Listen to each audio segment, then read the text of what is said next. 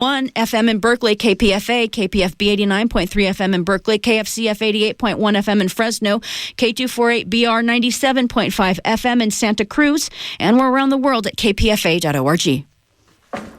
This is Pacifica Radio's Letters on Politics. On today's show... So Al-Khwarizmi said, we should be using this system that's based on 10. It's just so much simpler and so much better.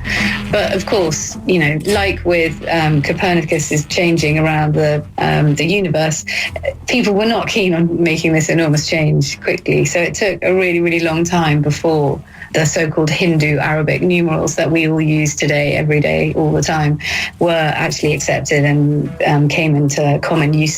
In concluding our series of conversations on the ancient world, today we look at the Caliphates of the 8th, 9th, and 10th century in Baghdad and Cordoba, in which ancient knowledge ranging from China, India, Greece, and Rome were all brought together to create something new and perhaps the modern world.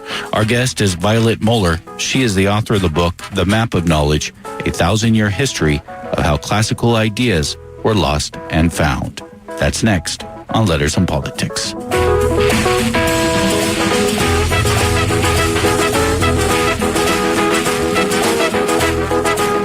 But first, the news. I'm Max Pringle with these headlines. The Justice Department's internal watchdog told Congress today that he's concerned that, quote, so many basic and fundamental errors were made by the FBI as it investigated ties between the Trump campaign and Russia.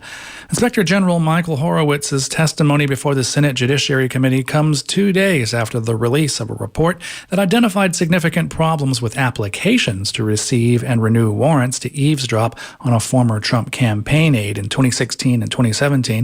Despite those problems, the report also found that the FBI's actions were not motivated by partisan bias and that the investigation was opened for a proper cause. Here's Horowitz. In light of the low threshold established by Department and FBI predication policy, which, by the way, is not a legal requirement, but rather a prudential one in the FBI and Department policies, we found that Crossfire Hurricane was open for an authorized investigative purpose and with sufficient factual predication.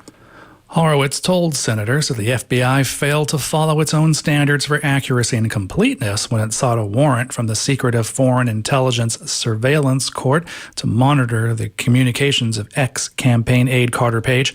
However, Horowitz's report concludes FBI agents were not motivated by bias in investigating the Trump administration's links to Russia. The House Judiciary Committee will consider amendments today to the 2 articles of impeachment that were announced Tuesday against President Trump regarding his actions toward Ukraine. The specific charges aimed at removing Trump from office include abuse of power and obstruction of Congress. Pennsylvania Democratic Congresswoman Madeleine Dean sits on the Judiciary Committee. She told CNN she's not taking this historic importance of the impeachment vote lightly.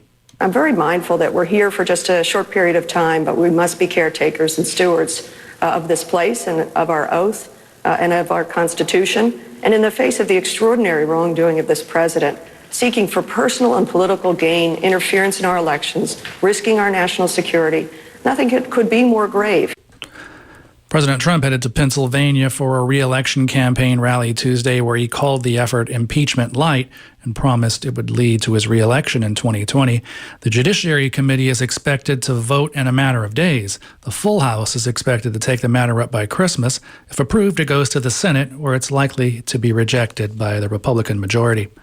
Myanmar's former pro-democracy icon Aung San Suu Kyi today denied that her country's armed forces committed genocide against the Rohingya minority, telling the UN's top court that the exodus of hundreds of thousands of Muslims was the unfortunate result of a battle with insurgents.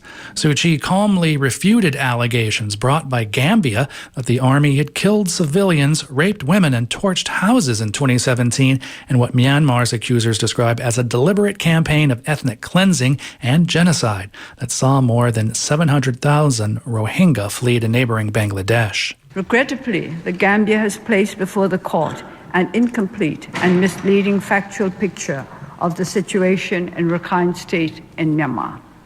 Yet, it is of the utmost importance that the court assess the situation obtaining on the ground in Rakhine dispassionately and accurately.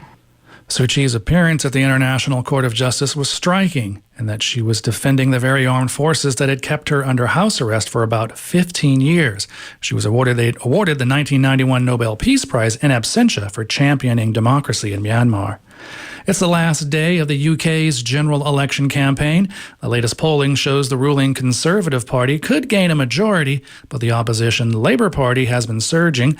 A hung parliament is still a possibility. FSN's Stuart Smith reports from London. UK party leaders are across the country in a last-ditch attempt to secure support in marginal seats. And the two main parties are sticking to their strongest tried and tested lines. Jeremy Corbyn's Labour Party is warning the National Health Service is at risk from a Conservative government. And the Conservative Party, led by Prime Minister Boris Johnson, is sticking to its message of get Brexit done. Mr Corbyn is looking to pick up undecided voters, while at this stage Mr Johnson simply needs not to slip up. The Scottish National Party and Liberal Democrats are predicted to make only very modest gains. But with 85 lawmakers defending a margin of 5% or less since the last election, a surprise result is not out of the question. Stuart Smith, London. Swedish teen climate activist Greta Thunberg has been named Time magazine's Person of the Year. She's becoming the figurehead of a global youth movement pressing for faster action on climate change. She's the youngest recipient of the magazine's Person of the Year. I'm Max Pringle. Letters and Politics is next. Good day and welcome to Letters and Politics. I'm Mitch Jeserich. We conclude our series of conversations on the ancient world with a conversation on how knowledge from the ancient world has been handed down through the ages, with specific attention put on the Caliphates of medieval times, both in Baghdad and Cordoba, Spain. For this conversation, I'm joined by Violet Moller. Violet Moller is a historian and writer who's based in Oxford, England. She has a PhD in intellectual history, and she is the author of a splendid new book called The Map of Knowledge, a 1,000-year history of how classical ideas were lost and found. She joins me via Skype. Violet Moller, it is my very good pleasure to welcome you to this radio program. Hello. Thank you very much, Mitch. Okay, so you focus on 3 works of science from the ancient world, and it includes and how they are passed down through the ages. And it includes Euclid's The Elements, that's foundational for geometry. Ptolemy, The Almagest, which was very important throughout history for astronomy. And then also Galen's medical writings, sort of the first medical writings that we have had. Tell me what was so significant for you in these 3 different pieces of work? Well, when I started to research the subject, I was interested in the history of science. That was my primary interest. And in the ancient world, there were clearly 3 areas of science that were the most important, and they were mathematics, astronomy, and medicine. So it just seemed obvious to focus on those 3. And then within those 3 subjects, there were these 3 great writers, Galen, Ptolemy, and Euclid, and it just seemed they just seemed to be the obvious choice. And part of the reason for that is that they were so successful that not very much survives from before them. Because the elements, if you take the elements as an example by Euclid, it basically replaced most mathematical texts that it was based on. So they are very clearly the kind of basic texts of those sciences in the ancient world. So that I almost didn't have a choice. The choice was made for me. Interesting. And Euclid's and Ptolemy's and Galen's work, they all go through Alexandria, Egypt, and the great library of Alexandria. Tell me why that's significant in this story. Okay, so Euclid and Ptolemy are can be talked about, in kind of the same breath. They were separated by a period of nearly 600 years, but they both lived in Alexandria, and they both wrote their great works on astronomy and maths based on texts that they would have accessed in that library. So they were kind of, they're very similar. Also, Ptolemy very much based his work on astronomy on the elements. And in fact, you cannot study the Almagest unless you have already studied the elements, because the elements gives you the geometry that you need in order to then go on. It's the same today. You can't study astronomy if you don't have maths, which I actually discovered at university. I wanted to do a sort of extra astronomy course, and I was never a mathematician. And when I applied for it, they just said, no way, you haven't got the mathematical knowledge. You're not going to be able to get anywhere. So that was those two. Then Galen is a bit different. He did live in Alexandria and studied there as a young man, because at that time it was the only place that you could study human skeletons. And, he was studying medicine. He studied for years and years in all sorts of different places around the Mediterranean. So he was there for a while, but he was mainly studying. I actually don't know if he wrote anything there in particular, but he then went on back to Pergamum, where he came from. And then from there, he went to Rome, and he became, the personal physician of more than one emperor, and spent time in Rome. So he's a slightly different case. Also, he didn't write one big convenient compendium of medicine like the other two did for their subjects. He wrote hundreds and hundreds of books, millions of words, literally. I think many, many more by Galen survive from antiquity than any other writer. So I had to kind of be selective and just choose the most important ones. And I focused on the ones which became the basis of the medical education in the Arab world, and then later on in Europe as well. My understanding is with Euclid's The Elements, Ptolemy's The Almagest, and Galen's in his medical writings, and the ones that you focused on, that of all of those, it's today speaking, it's Euclid's The Elements that still stand the test of time. Again, this is our basis of geometry, where the other ones are a bit outdated. And in fact, Ptolemy's Almagest, which was foundational for astronomy for centuries, had the Earth as the center of the universe. Obviously, that was off a little bit. Yeah, that's correct. But I think, and it's definitely true, Euclid's Elements was still being taught as a textbook in schools until, just a few decades ago. And still now, when you learn geometry, you are learning the same thing that is in the elements. So that has a kind of universality and, I guess, eternal life that neither Ptolemy nor Galen's theories had. But I think it's very important to see their work as being, they were a stage in the development of how we have discovered about those subjects. And I think...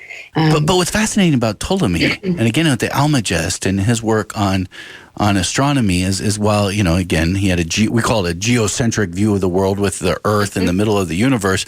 Nonetheless, it worked for that time. It served particular functions for their reality at the time. Exactly. And we didn't accept, the idea that the Earth wasn't that it was actually a heliocentric universe with the sun at the center, and that the Earth was actually just one of the planets, was a really, really difficult idea for people to accept. And it took a long time, even after Copernicus his book was published in 1543, which basically said, look, this is actually wrong. And in fact, the sun is at the center of the universe. It wasn't accepted quickly. It was it took a very big mental shift for people to be able to think about their universe in that way. And that's really interesting, I think. Yeah, I think just maybe to put in perspective, if the human species survives another 1,000 years, they'll look back at us today, and we think we've got a lot of science figured out, and they'll more than likely look back at us today as getting some fundamental things wrong that we didn't quite understand. Absolutely, like perhaps the environment. I don't know. I think there's a lot that we're getting wrong, and that's what I mean by it's a process, isn't it, of constant sort of of discovery and realization. And I think also now, these days we're very used to having this sort of view. I mean, you know what the Earth looks like from space now. Having those kind of conceptions of things, we're in a completely different position. And I always try and do that when I think about history, and when I wrote my book, I really tried to get into the mindset of, Ptolemy, who would have had, he didn't have a telescope, he didn't have, the instruments that he had in order to take his observations of the heavens and form his theories were so basic compared to what we have now. You have to kind of, I think it's important to try and get into the mindset of what it was like, in terms of what was within your power to find out in those days. And yet he was still able to predict the time of seasons, and, these things are really important for farming during his time. That still worked in his time. It wasn't just theory, but it was practical. Absolutely. Yeah. Now, again, you take Euclid's The Elements, Ptolemy's The Almagest, and Galen's medical writings, and you follow how they are handed down through history, how we still basically know about these writings today. And what I think maybe we don't think about is how it's almost a miracle that they even got to us at all. Because if we think about, say, 2,000 years ago when these were around, the only way they were handed down is if they were copied by hand. And the things that survived were the things that were actually copied by hand. Yeah, absolutely. Every single text had to be copied by hand. And of course, the Almagest and the Elements are huge. They're really big books. So it would have been very expensive it would have cost a lot of money to pay someone to make a copy.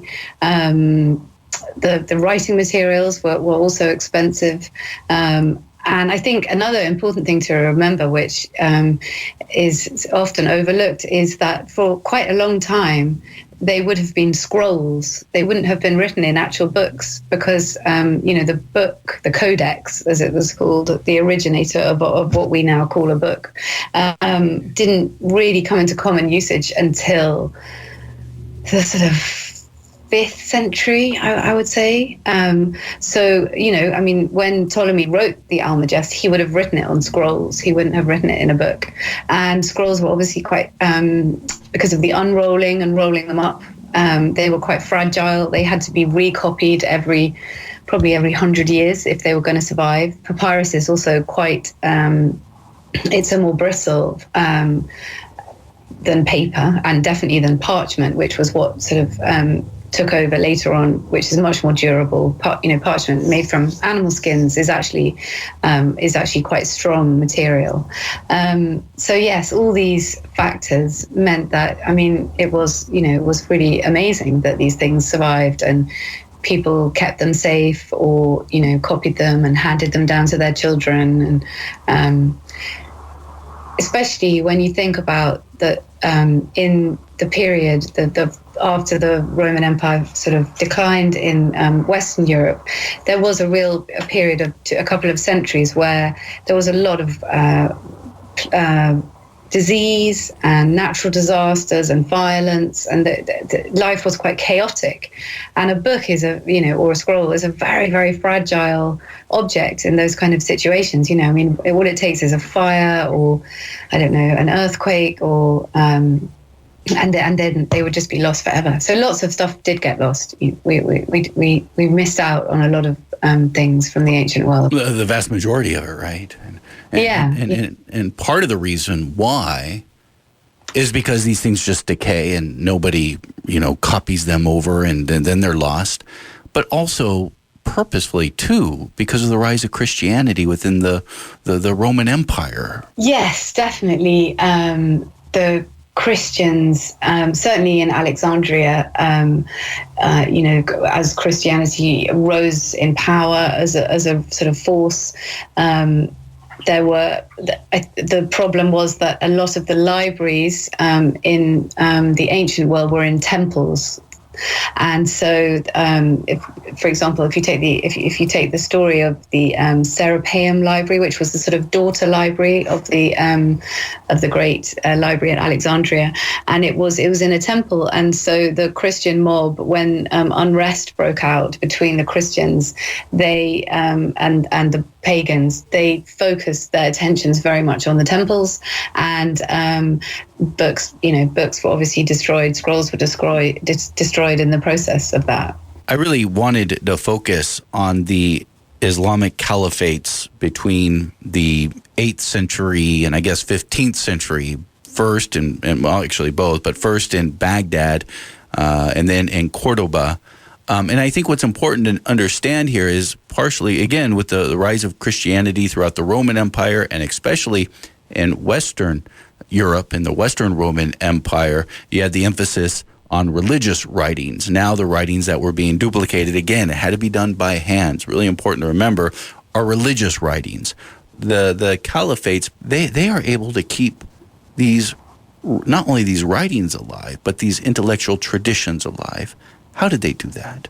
Well, I think especially in Syria, that was a great center of where these books were taken, and they were translated into Syriac, which was the language of the Christian church in that part of the world, in the Middle East.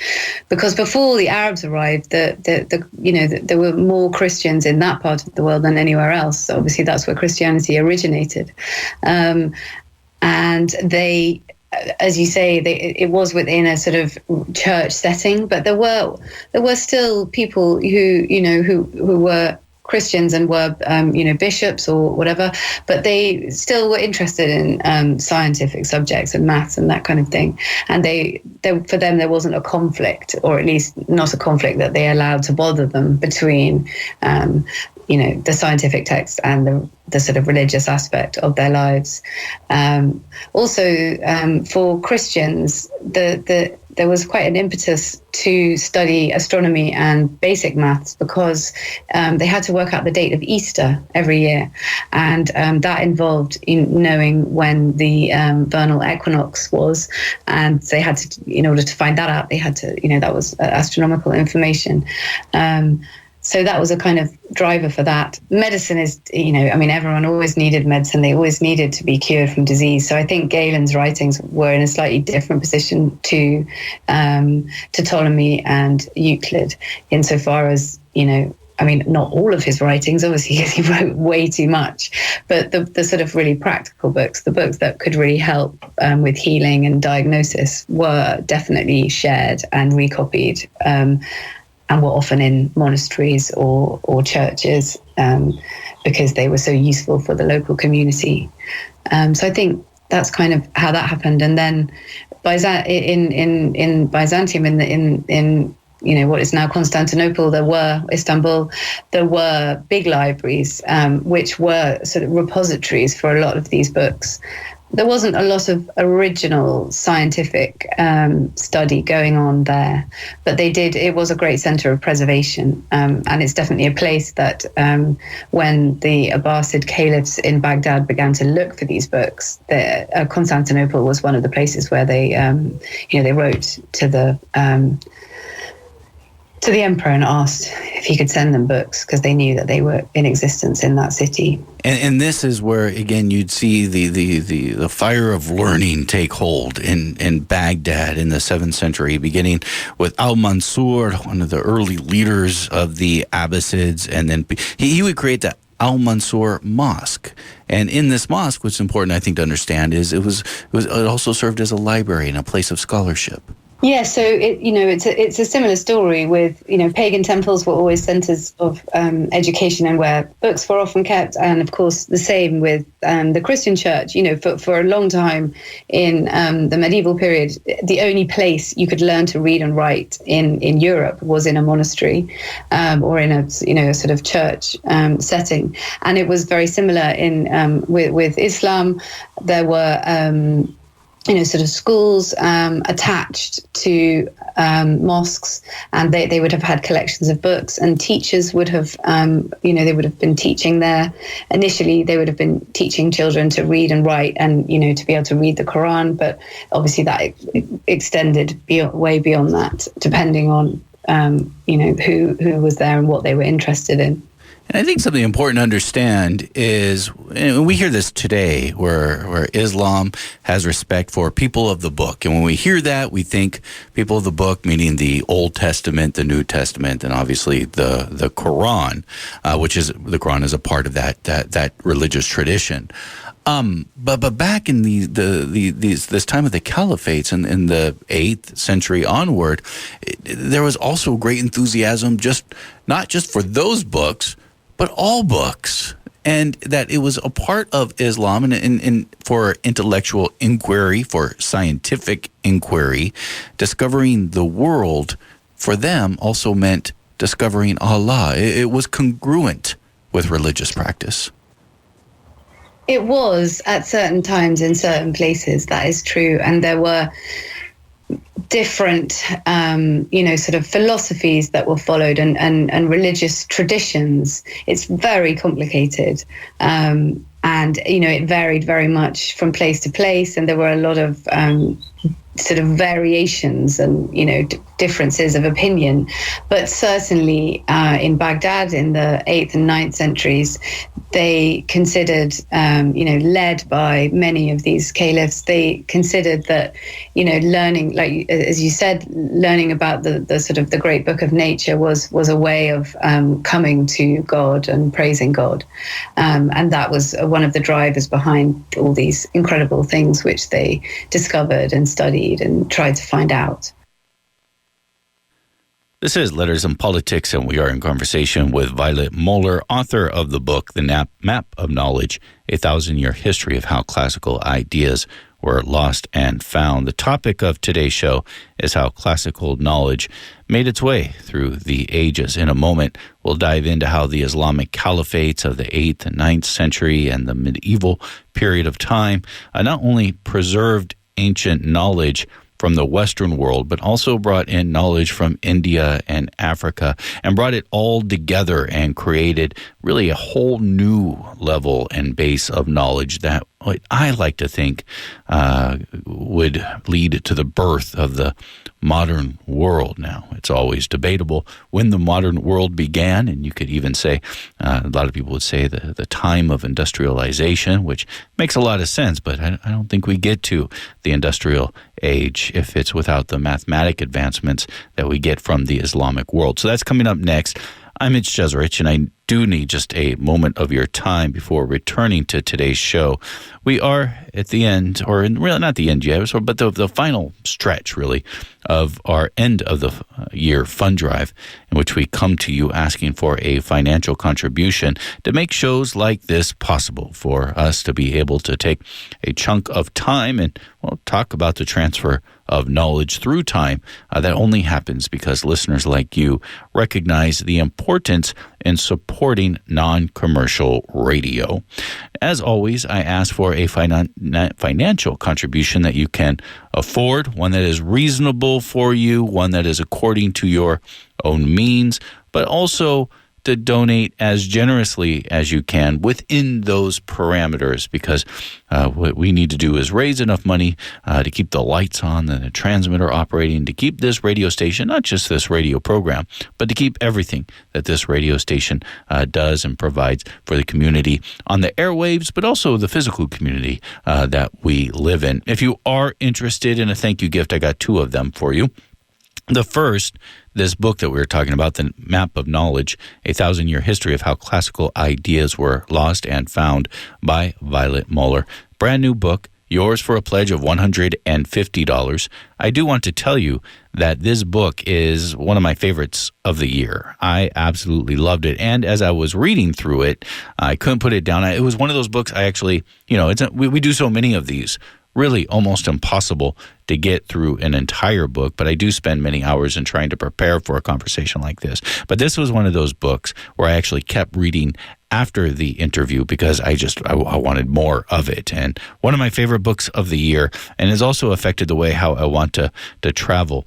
Next time I go through Europe, maybe go check out some spots that I had never thought about, like Cordoba, Spain, or Toledo, Spain, and Sicily. We're going to get into some of these. That book is yours for a pledge of $150. That is our thank you gift to you.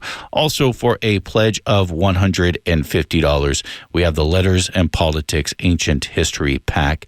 This is 37 shows that we've done on ancient history. And of course, you know my motto. When we do history, it's always about the present moment, because the present moment presents us with the questions that we ask of the past and trying to make sense of our own day.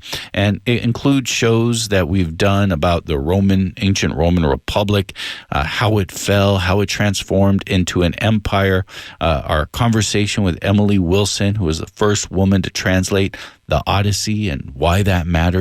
Of course, this one that we're doing today, how the Islamic world saved ancient knowledge.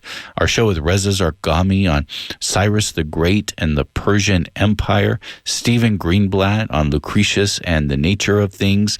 The Gracchi brothers that we have done earlier. How the politics of the ancient world relate to the politics of today. Several shows we have done on that. Queen Boudica's rebellion against Rome in the ancient world, Jesus Christ and the politics of Jesus under Roman occupation in Palestine. I mean, I just wouldn't have time to go throughout this whole list, but they include our shows about the destruction of the ancient world and the rise of Christianity, how the alt-right today uses the classical world and classical knowledge for its own agenda. One reason why we like to counter that with folks that are also concerned about that dynamic. So the Letters and Politics Ancient History Pack comes to you on a USB drive. You could plug into your computer and then access all of these shows any way that you'd like.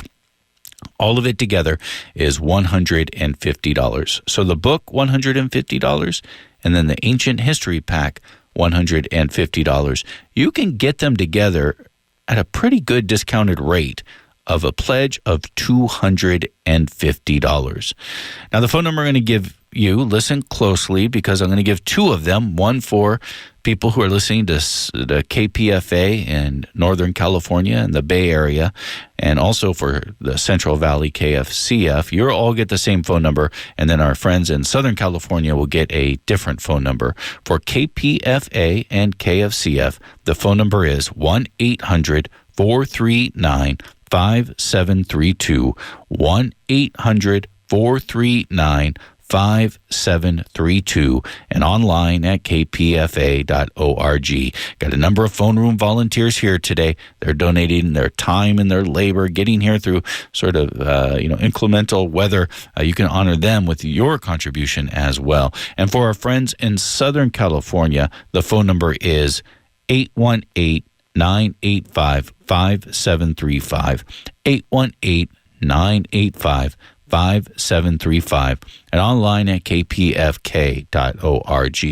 Just quickly, Jaquette and Howard in Santa Clara, and I think they did this together, yesterday called in and said they wanted to challenge listeners to raise $2,000. And you know how these challenges work. If we can raise an additional $2,000, that would mean $4,000 to your community radio station, which is a big deal to us. And they called in. I think they've heard other people do this. They've called in and say, we have $2,000 we want to put up. And so they have given this challenge to us at this time. And so, friends, together, collectively right now, if between now and the top of the hour, we can raise $2,000, it will mean $4,000 to your radio station. It would also mean an opportunity for you to double your donation regardless of what it may be, whether if it's $25, $50, if you get one of these pledges, one of these premiums, one of these thank you gifts for $150 each, either the book or the ancient history pack, or get them together at the discounted rate of $250.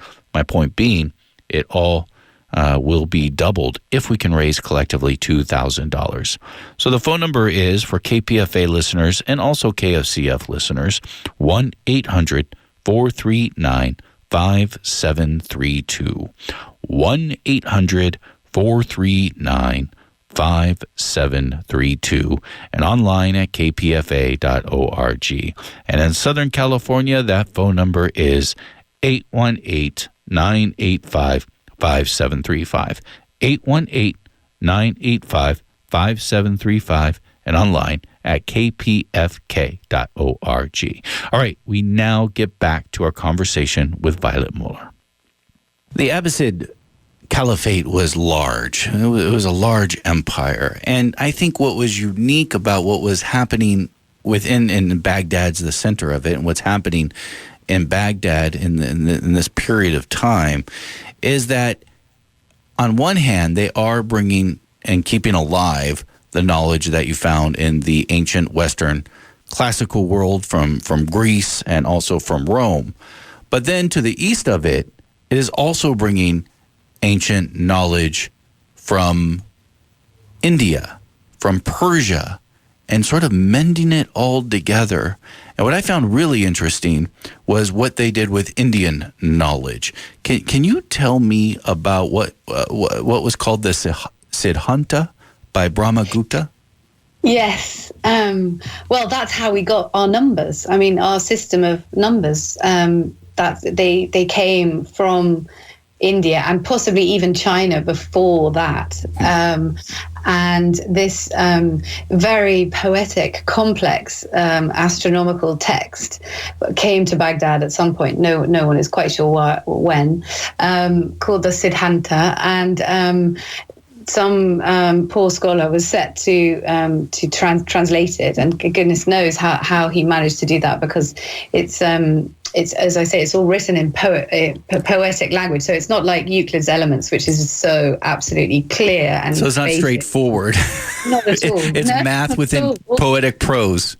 No, the meaning is kind of, bound up in very flowery language. So anyway, they managed to translate it, and I think ideas were coming anyway, that there's the whole influence of the Silk routes, which Baghdad was obviously, such a centrally positioned place when it came to the East and the West. And, everything sort of came through the city because it was became such a hub. And so these ideas from India and specifically the whole concept of having a system of numbers which goes from 1 to 9, and then there's a 0. So you can, using just those digits, you can write any number. You can keep on going. And I'm not a mathematician at all, and I hadn't ever really thought about it until I did the research for this book. And my husband is a mathematician; he's a math teacher, and so I kind of went in to say to him, this is amazing. I don't know, I'd never appreciated how clever that system is, if you think about it. So there was an incredible scholar in Baghdad called Al-Khwarizmi, who we should all know his name. I mean, without him, we would have, I don't know, he was just amazing. And he then read about, whether he read the Siddhanta in translation, and then he wrote a text of his own about this number system, just saying, this is amazing. This is what we should all be using. Because at that point, they were using, some people were using Roman numerals. And I don't know if you've ever tried to add, a sum using Roman numerals, but it's so difficult. There's no way mathematics would have been able to develop in the way that it has, I don't think, if we just had Roman numerals. Other people were using the Babylonian system, which is based on 60. It's a base 60 system. So that's where we get our time. That's why there's 60 minutes in an hour and so on. anyway, so Al-Khwarizmi said, we should be using this system that's based on 10. It's just so much simpler and so much better. But of course, like with Copernicus is changing around the universe, people were not keen on making this enormous change quickly. So it took a really, really long time before the so-called Hindu Arabic numerals that we all use today, every day, all the time, were actually accepted and came into common usage. But that's one of my favorite stories in the book. I just think that's incredible. It is an incredible story. Let's stay with it, because this is the birth of algebra, isn't it? Which is an Arabic term. That was another book that Al-Khwarizmi wrote, which was called the Algebra, and that's where the word algebra comes from. And he identified, I think, 4 of the, I'm not sure. I mean, he identified a whole load of equations and quadratic equations, and it was the sort of foundation text on algebra, basically. And we have him to thank for that. And we also, the word algorithm comes from his name, because when his name was Latinized, Latin writers wrote it as algorithmus or algorismus. So that's where the word algorithm comes from. And this is how I see it, and this is what I see about the beauty of Baghdad in the 8th, 9th, and 10th century. And the Abbasids actually renamed Baghdad in Arabic to City of Peace. Baghdad, I believe, was actually the Persian name before them. But what I find the beauty of this period of time of being is, on one hand, they keep alive the traditions of Euclid and geometry.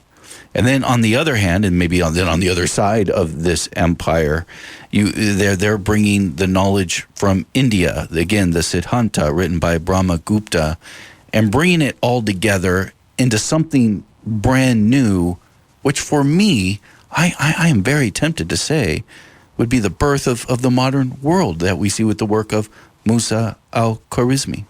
Absolutely, and I think that's one of the most striking things that I learned from writing this book, is that, that Euclid, it was the same story with Euclid. He didn't just use one tradition when he wrote the Elements. He was using all sorts of, Egyptian, Babylonian, the same with Ptolemy. He was using data that was Babylonian.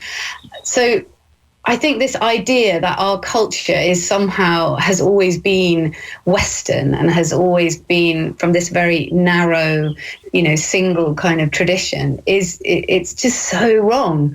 And of course, it makes sense that when you combine the best ideas from all sorts of different traditions and places, and you combine them and make, of course, you're going to get something which is much more exciting and I mean, it just sort of makes sense, doesn't it?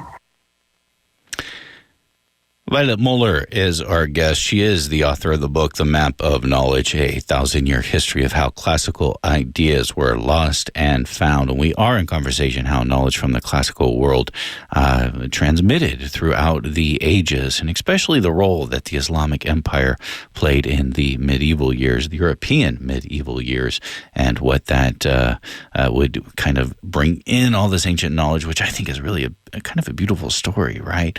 From India, Africa, Western Europe, Italy, brought it all in together, and then we get such things as algebra. Friends, I just wanted to give you a quick fundraising update, because today we have a special situation in which Jaquette and Howard and Santa Clara have put up a $2,000 contribution that they wanted to use as a challenge.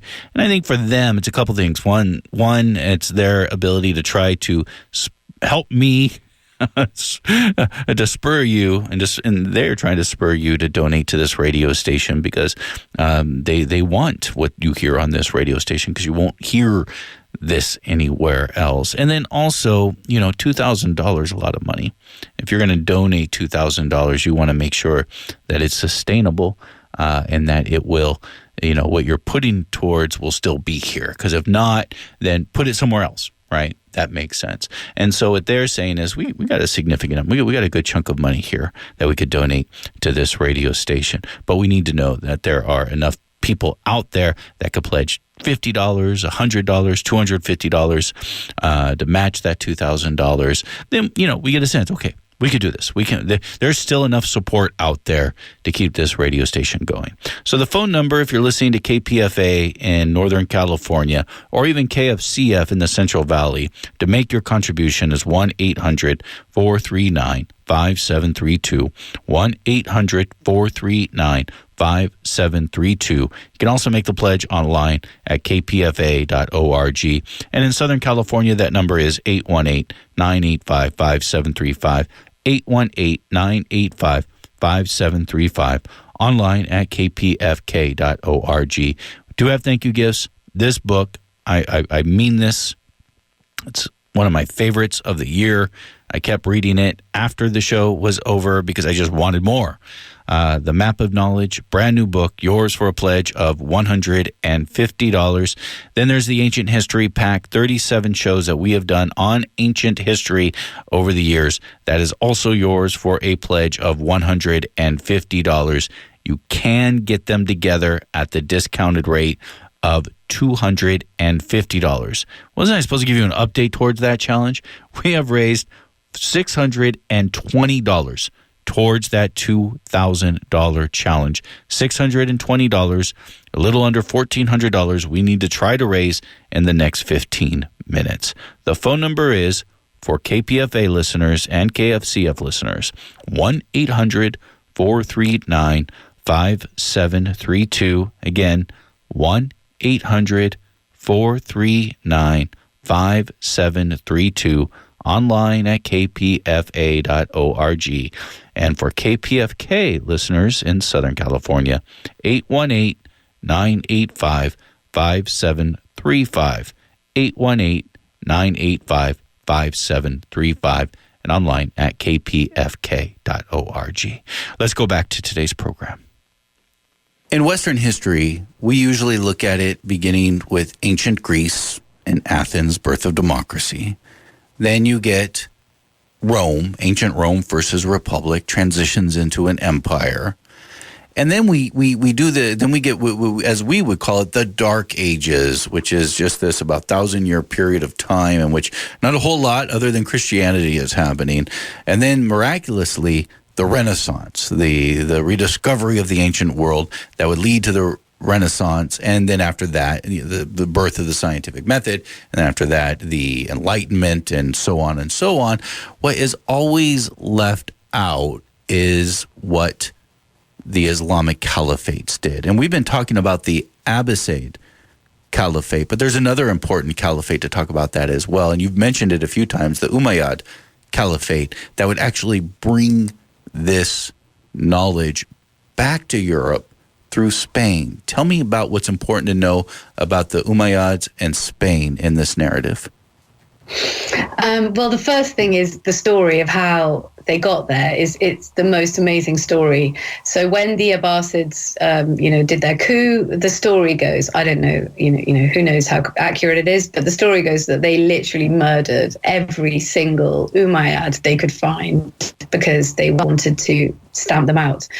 And there's this very evocative description of this one prince called Rahman who managed to escape with one of his servants, and they literally swam across the river to get away from the Abbasid troops, and very dramatic. And then they spent years wandering in the deserts of Egypt and had all these adventures. And there's a story of how he nearly got captured by someone, but he managed to hide under a pile of clothes in the chieftain's wife's bedroom. I mean, what he was doing in the chieftain's wife's bedroom, we don't know. That probably wasn't a very sensible place to be. But anyway, he survived, and he made it right the way across North Africa to Morocco because his mother had been a Berber princess, and that's where the Berber tribes originated from. So he managed to get back there, where he kind of made contact with some of his relations on his mother's side. And then Spain had been conquered a couple of decades before by various Arab tribes in collaboration with Berber tribes. And so he set off for Spain and, conquered the whole thing himself. And because of who he was, he had this kind of magical aura about him. He was the Umayyad who'd survived, and he'd made this incredible journey, and there he was, and he was going to be the leader. And he founded a dynasty. And initially they were sort of nominally underneath the Abbasid Caliphate, because the Abbasids held the Caliphate. So they were just emirs, and they were sort of, in theory, supposed to be subordinate to the Abbasids. But you can imagine that was always quite a tricky situation to negotiate. And after 100 years or so, they became more and more powerful. And then they declared a rival caliphate of their own. And they had this capital city at Cordoba in Spain, which is one of the most incredible places that I went to during my research. And I don't know if it's the same in the States, but everyone in England has been to Florence and Venice and, all those Italian cities. And places like Cordoba and Toledo, I don't know, people just don't seem to visit them. They don't seem to be on the sort of tourist map so much. So anyone who's listening, who's thinking about going on a trip to Spain, go to Cordoba. I haven't been to Seville. Apparently that's even more incredible, and Granada. They had this incredible civilization, and they founded great libraries. And Cordoba it's still a very, very beautiful city. It's that's very famous for its gardens and fountains and little courtyards with running water, and it's a very atmospheric place. So the Umayyads had their sort of second life, as it were, in Spain, and were a very successful dynasty for a couple of hundred years. Yeah, and then you had the Moorish rulers of Spain for 700 years before there was even a Spain, before Spain even existed. And this is important to understand, because this is how you get the algebra that comes to Europe. This is how you get a lot of knowledge that had already been lost to Europe from Greece and from the Roman Empire. But this is also how you get and I forgot to mention this, paper comes to Europe as well, because the Caliphates got it from China. And then other things, including the game of chess, would come through this from India, maybe even Persia, but from India to these Arab caliphates to Europe. Yes, and also lots and lots of food, because the other great thing that the Arabs did was introduce irrigation to all these places, because obviously they, coming from the deserts, they were experts in how to make stuff grow when there's not very much water. And because they had conquered such a huge area, they went to India and they took aubergines and all these exotic plants which hadn't been seen before, and they took them and spread them around their whole empire. So they vastly improved the agricultural and the food, the agriculture and the food of the places that they settled in. And Spain was absolutely one of those places, as you say. And I think today something like, I shouldn't put a number on it, but most words in Spanish which are connected with irrigation come from Arabic. Yeah, I believe almost a quarter of Spanish vocabulary comes from Arabic. Almost every word that begins with A comes from Arabic. Yeah. I lived in years, 700 years. Yeah. Spain was under Muslim rule. I mean, it's and it just doesn't seem to me to be something that people really know about. I don't know, maybe it's me being ignorant, but it doesn't seem something that's I don't know. I think especially in today's world, we just really should focus more on the stuff that connects us and the stuff we have in common and our shared heritage, of which there is so much. I think that it would just be better rather than always focusing on the things that make us different. I lived in Mexico many years ago in an old colonial town built by the Spanish called Querétaro. And I remember just going above and looking down upon this old colonial town. It has its modern areas now, obviously, but the old architecture, and just thinking to myself, goodness, this looks Islamic to me. I almost feel like I'm in Morocco. The Muslims would bring architecture in Spain too. Well, it would have been Islamic. It would have been taken from, because that's the one thing that did get left behind in Spain is the architecture, and there is still the Alhambra and these palaces in Seville, because the manuscripts, the books were destroyed. They were burned. There was this appalling moment in Granada, which was the last city to be conquered, and they sent a very hardline cleric down to kind of convert anyone who was left or get rid of any Muslims who wouldn't convert. And he collected every book in Arabic he could find in the city, and he put them in a pile in the central square, and he set them on fire. And by the 17th century, there was literally a handful of Arabic manuscripts left in Spain, which shows you how successful that policy was of just kind of silencing a whole, civilization. It's very sad. How fanaticism works. Yeah. Violet Moller has been our guest again. She is the author of the book called The Map of Knowledge, A 1,000-Year History of How Classical Ideas Were Lost and Found. Violet Moller, I've enjoyed our conversation very much, and I thank you greatly. Me too. Thank you very much, Mitch. And I hope you enjoyed the conversation as well. I not only did I enjoy having that conversation, I enjoyed preparing for that conversation so much so I continued, like I said, reading the book until after the show had occurred. And, really it's interesting traveling through Mexico, going through some of the old colonial towns, and you look at it and you see it's like, this looks Islamic to me.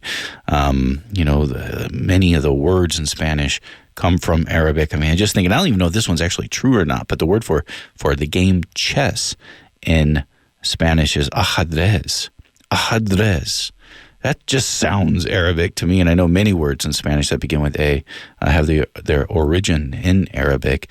And if you think about the game chess itself, comes from India, then via Persia, makes its way again into the ancient Islamic Caliphates that would bring that game to Europe.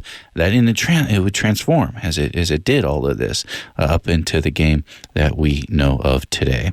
Friends, we have 4 minutes remaining on that $2,000 challenge that Jaquette and Howard called in yesterday. Jaquette and Howard in Santa Clara.